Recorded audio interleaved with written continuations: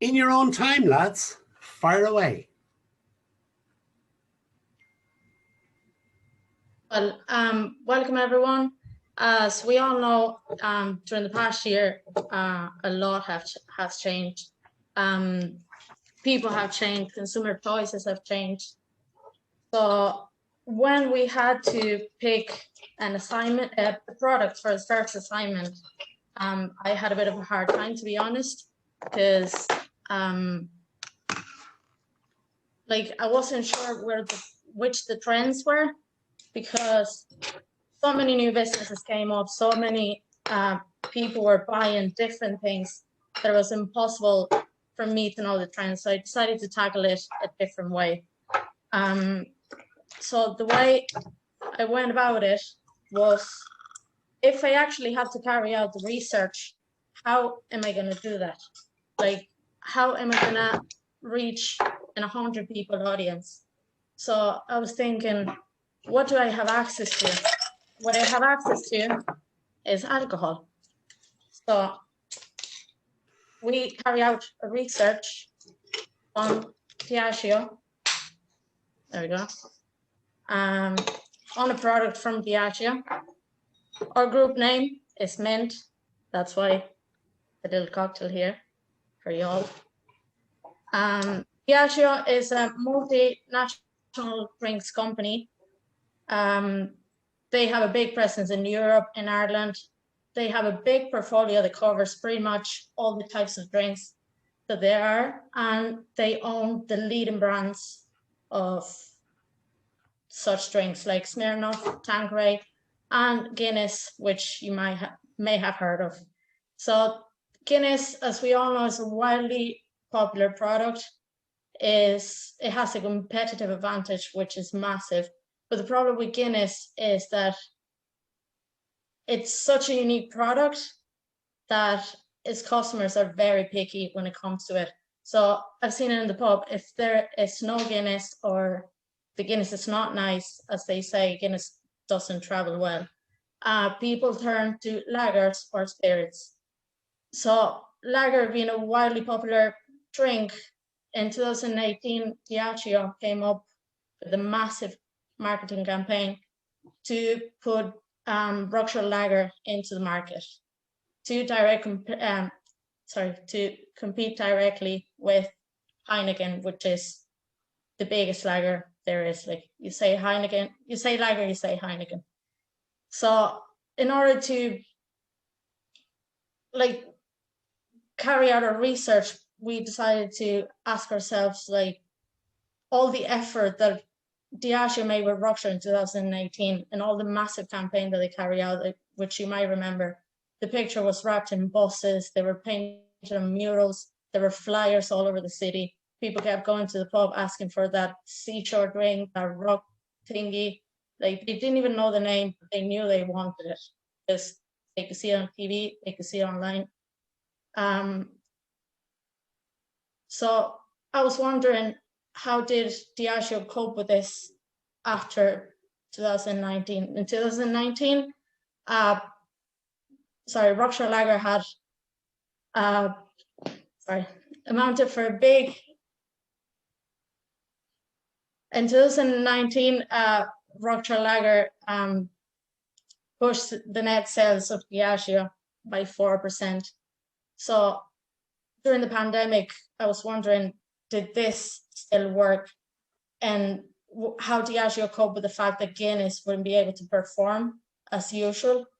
So we carry out a research to answer these certain questions, like, is Diageo working? Is Berkshire Lager working?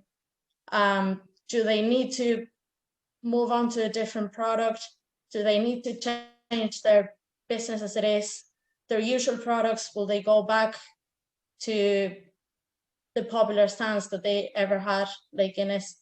So we carry out a research on Berkshire Lager. We did it through a survey for the quantitative research, and for our qualitative, we had to carry out an in-depth interview, but we had to tweak it a little bit. We did a written format of it because people weren't up to doing an a video interview or a phone interview, and that is due to the overexposure of screens that we've had during the last year. So now Ines will take you through the secondary research. Okay, so over the first half of 2020, the alcohol beverage market declined in sales. From 2016 to 2019, Diageo actually had increased its sales. It went from 12,000 million sales, and unfortunately in 2020, it fell to 11,000 million sales. According to experts, the global alcoholic beverage market was supposed to grow from 515 billion in 2019 to 528 billion in 2020, but of course that didn't happen. But experts are still hopeful, and they expect the market to gain 7% of growth in 2021 and maybe reach 647 billion in 2023. So not all is lost. But Diageo suffered a decline in 8% of their sales due to COVID. We also discovered that many people mostly drink in social settings, and not being able to go out and party and go to pubs really affected people's drinking habits. Although we can see a rise in online delivery of alcoholic drinks, and by the end of 2020, over 1/5 of millennial drinkers ordered alcohol online, and that's just the millennials. We're not counting Gen Z and other generations because it's our main focus. Anyways, the drinks sector growth rate varies usually depending on the region of the world. And but the growth opportunities are still good in Ireland, even though it's a very mature market now. So the possibilities for Diageo of differentiation are great, and it offers many opportunities for them to grow, and they don't have to do it only through brand image. And as we said before, people are looking for this straight from the tap taste at home, because cans and bottles just don't taste the same and you don't have the fizz. So even though before there was kegs, they've always existed, they take a lot of space and you cannot do it with every drink. So now Guinness, which is a brand of Diageo, created these at-home taps that are just a bit bigger than a very big coffee machine, but they're very expensive, and you still need a bit of space. Not as much as a keg, but it's still something, and it gives the same taste as from the tap. Now for our primary quantitative research, 45% people reported that beer was their go-to drink, and right after beer it was wine, which is very surprising. And 73.7% report a change in drinking behavior, which is due to COVID and lockdowns and businesses being closed. And now I will let Nicole handle the rest. Cool. So thank you, Ines. That was lovely. On to this next figure here. We have 44.1% of people saying that they drink less since COVID. But I think that's a little bit deceptive, because even though we have 73% having a change in their drinking behavior, but people are saying they're drinking less at the same token, I think it's just because a lot of it has to do with our habits. We can't social drink anymore, and that's going to take a huge chunk of alcohol out of our system, literally. Like, I'm a social drinker. I'm sure Maru is a social drinker as well. So it's going to make a big difference. And this can also be countered by, like, and in our report, we ended up with 21.4% people saying that they drink more, and the other 32.5% saying they keep the same habits, which, you know, steady drinking at home. I would probably be in that category. I have a tendency now to drink more during the week than I would on the weekends. So, and I think this kind of falls into and counters our other percentages here, because we have your people that prefer lager on tap and people that just prefer lager. So, I mean, that's going to follow through with how our habits shift as we're drinking at home. So I will have Ines, if you could go on to the next slide there for me, please. Thank you. For our primary qualitative research, we did some in-depth interviews just to kind of get a better grasp on our audience and where they're coming from. And a lot of our research came back to what do people prefer and how does that affect them. One of the big things was word of mouth. Like if you have a friend that you go drinking with all the time or every weekend, and they say, try this new thing or avoid this other thing, you're probably going to listen to them. So that was a big hit and noticed in some of our research. Another thing is taste buds. We all have varying tastes as we age. Wine drinkers don't really become wine drinkers when they're 18. That's more of a, 20 to 30-year-old thing. And then when we looked into Rockshore, it's really targeted for a younger audience. At home, we call it the Keystone. It's for the college kids that can't afford anything else. So it doesn't really hold the standard up with something, say, like Heineken does. And its competition, it's actually got a pretty decent competition, but it's really restricting itself by putting itself in this bland category. So it has a really hard time. It's going to have a hard time competing, especially since its sales have been falling in the last year. IPAs that people have, that's like the hippie drink of the days. People have varying opinions on them, and for the majority of it, it's kind of like IPA drinkers like to taste new things, which kind of makes sense because it's kind of like the coffee drinkers in the beer world, if you want to call it that. If Ines, if you want to hit on our next slide there.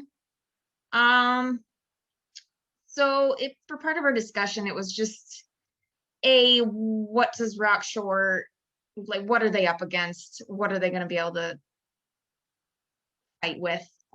And for the most part, it was just the overall consensus was, it's not that great, so it's probably going to end up falling off the market.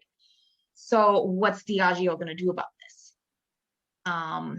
And some of our ideas was just to they have other beers and other lagers still on the market, like Guinness is never going to die. That's always going to probably be one of their big name brands.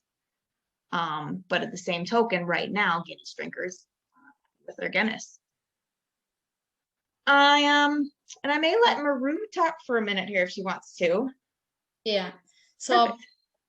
like overall, Rockshore worked at the beginning, but then it ended up being relegated, as Nicole said, as a young people drink or first-time drinkers, even though that massive marketing campaign was targeted for people between 25 and 34 years old, but it clearly didn't work. In our qualitative research, in our interviews, they've all agreed that Rockshore is too weak in taste. It's not as good as Heineken. We've actually asked expressly how does it compare to the main competitor, which is Heineken, and people still choose Heineken. So clearly their efforts haven't worked. So maybe our recommendation for Diageo is maybe either changing the recipe or putting all their efforts in the other lagers that they have, which are Hub House, made by Guinness, and they also own the license for Carlsberg. In both beers, they still work perfectly. Rockshore has been a bit of a bust.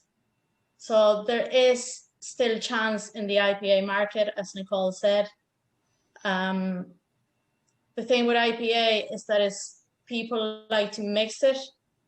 So I don't know if going into the IPA market with a brand new product will make it look a bit bad, because Diageo being such a big company, taking over such a niche market, people might see it as a monopoly kind of situation. But there's still space in the market for a generic IPA that you can find in every pub, like a lager that you can find in every pub, and like Guinness that you can find it everywhere.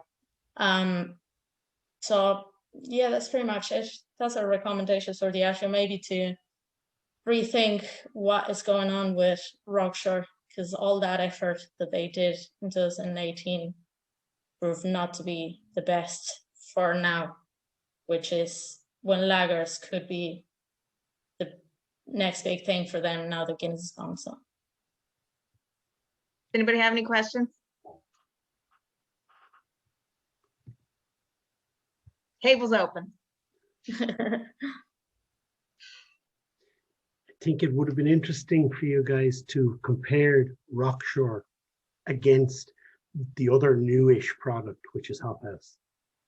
That would have been a very interesting comparison in terms of the way the market is. But I'm going to pause now because you're over the 15 minutes anyway. So the reason why I chose, that was my individual project. The reason I chose Rockshore, it's because, like everyone knows Guinness, but Guinness has been missing in the last year, basically. Guinness is related with the pub. People like it in a tap version. So there's over 50% of people that if they don't have Guinness on tap, they will drink lagers or spirits.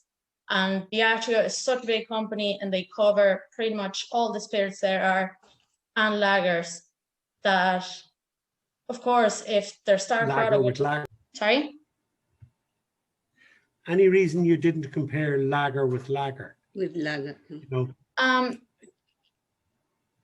No, I was just more curious why, like, what happened with Rockshore, because I remember, I don't know if you remember in 2018, the massive campaign they launched. It was everywhere.